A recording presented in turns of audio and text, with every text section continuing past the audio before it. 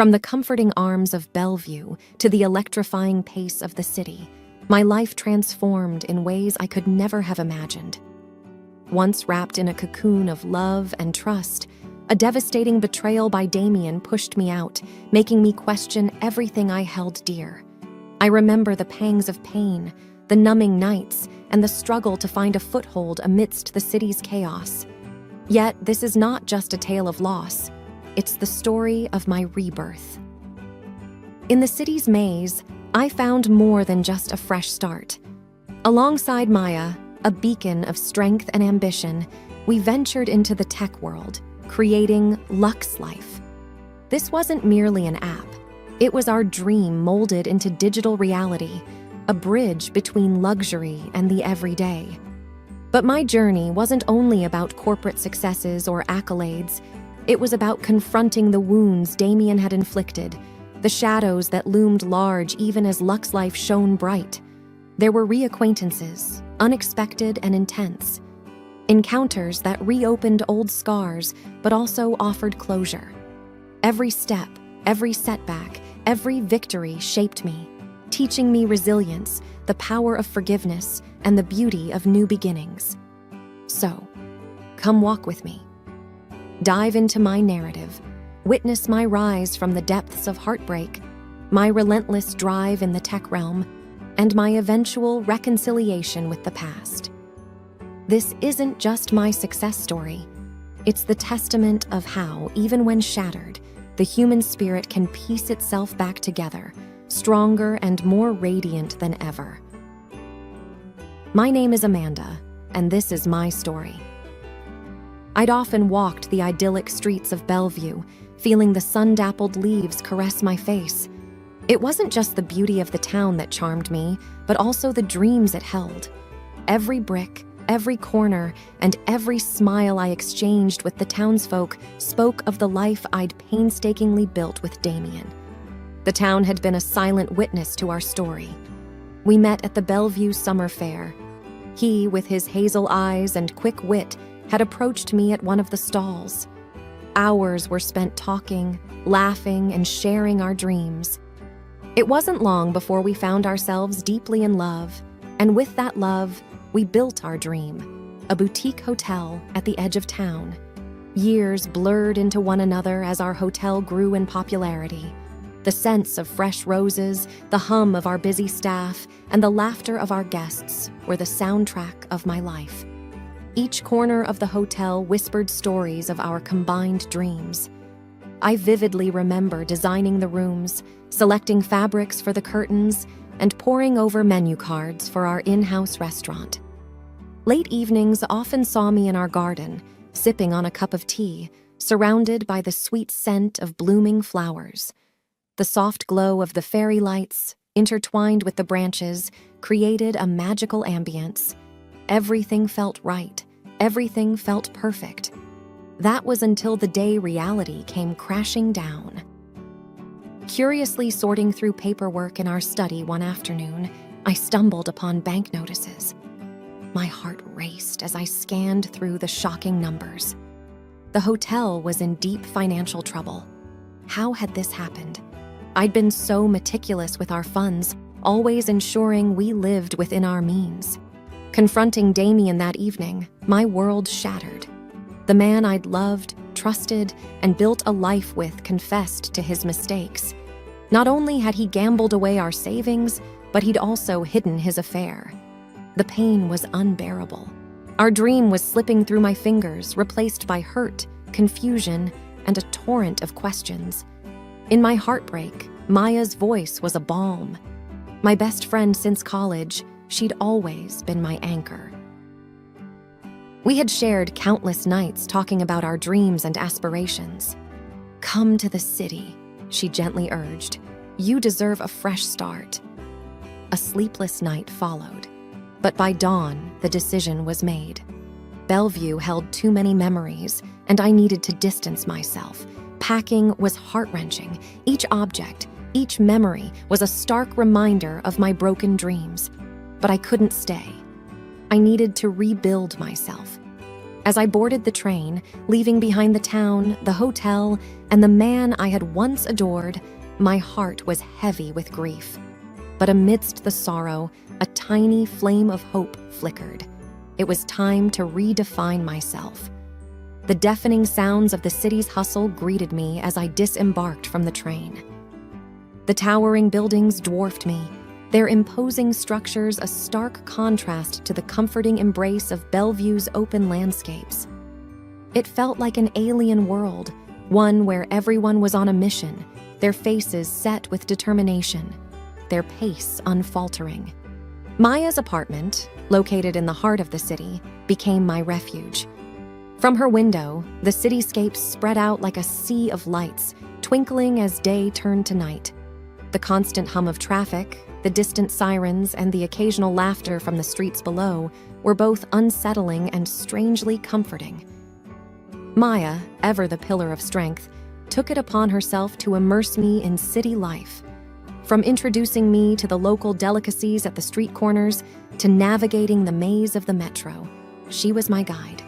But what intrigued me the most was her work. She was a project manager at a tech firm, a world I knew little about. Day by day, I tried to understand the intricacies of her job. Meetings, pitches, brainstorming sessions. It was all so foreign to me. Yet, amidst this confusion, an idea began to germinate. The world of tech was vast, filled with possibilities. I realized there was a gap, an untouched niche that combined luxury hospitality with technology. One evening, as Maya and I sat on her balcony, I hesitantly shared my thoughts. To my surprise, she was ecstatic. "You need to pitch this," she declared, her eyes gleaming with excitement. "It's revolutionary." Weeks went by as I worked on my idea.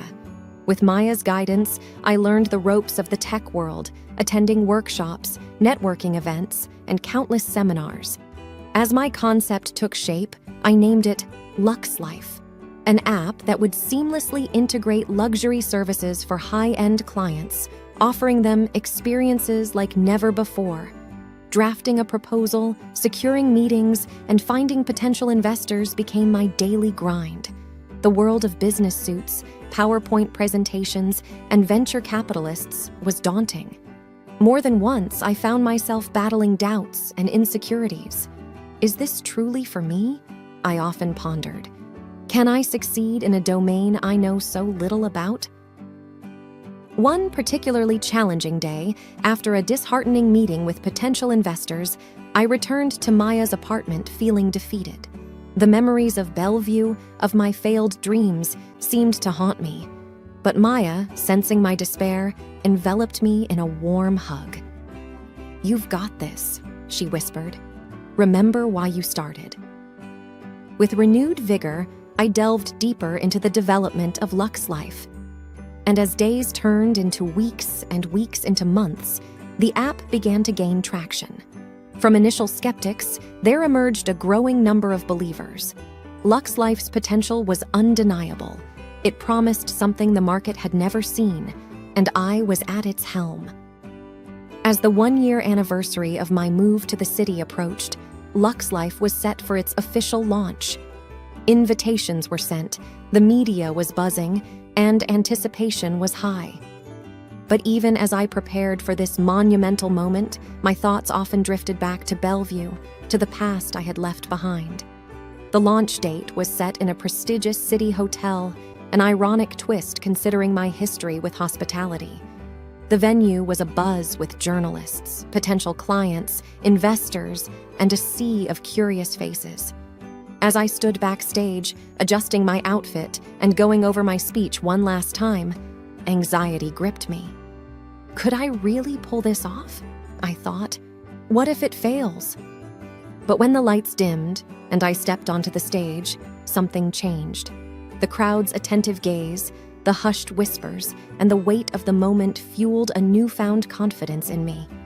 With every slide I presented, every feature of Lux Life I described, the audience seemed more intrigued, their skepticism replaced by genuine interest. The questions post-presentation were relentless, but I was prepared. Hours of rehearsals with Maya had made me ready for almost anything. As the event concluded and the applause echoed in my ears, I knew Lux's life was set to be a game changer. However, the biggest shock awaited me at the after-party. Engrossed in a conversation with a group of investors, I felt a tap on my shoulder. Turning around, I was met with a pair of familiar hazel eyes. "Damien, why are you here?" was the only thought that raced through my mind. His appearance was altered, the confident charm replaced by a look of exhaustion and regret. Before I could say anything, he began. "I had to see it for myself.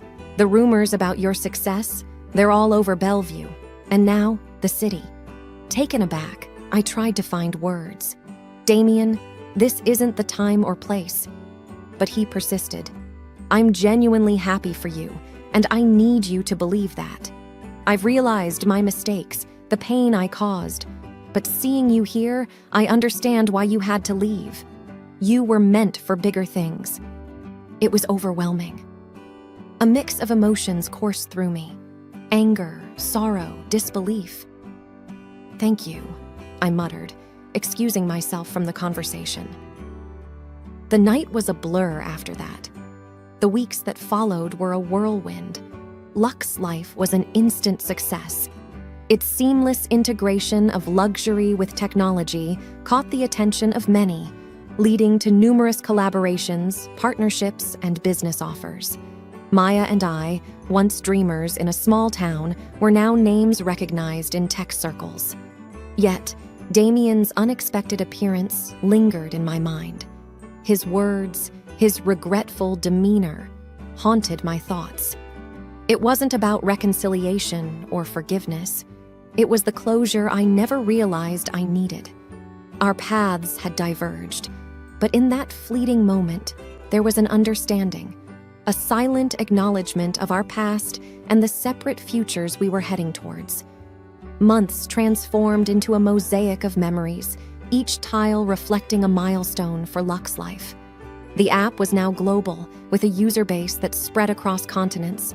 My life, once shattered in Bellevue, was being meticulously pieced together in the city. But success, as gratifying as it was, came with its own set of challenges. Late nights became a norm, with sleep being a luxury I could seldom afford. Every morning, as I looked at my reflection, the toll was evident. The lines on my face deepened, the sparkle in my eyes dimmed, and a persistent fatigue gnawed at me. But driven by ambition and a desire to prove myself, I soldiered on. One such evening, as I pored over sheets of data in my high-rise office, the city lights painting a surreal picture outside, Maya walked in. Her face mirrored my exhaustion, but there was an urgency in her eyes. "We need to talk," she began. The discussion that ensued was a wake-up call. Maya was concerned, not just about the business, but about me. "You've built something incredible," she said, her voice a mix of pride and concern. "But at what cost? I see you pushing yourself, and it scares me." It wasn't just the work. It was the unresolved emotions, the past that I hadn't quite left behind. Damien's surprise visit, while providing some closure, had reopened old wounds. I realized I hadn't truly processed my feelings or allowed myself to heal. Seeking solitude, I took a sabbatical. The mountains, with their serene landscapes and crisp air, beckoned. Days turned into nights as I trekked, meditated, and journaled, addressing the chaos within. The breathtaking vistas provided a backdrop for introspection. One morning, perched atop a cliff, overlooking a sprawling valley, clarity dawned. While ambition and success were crucial, they couldn't be at the expense of my well-being. I needed balance. Additionally, I acknowledged the hurt Damien caused, but recognized the importance of moving on, genuinely leaving the past behind. Returning to the city, I implemented changes. Boundaries were set in my professional life, ensuring I had time for myself.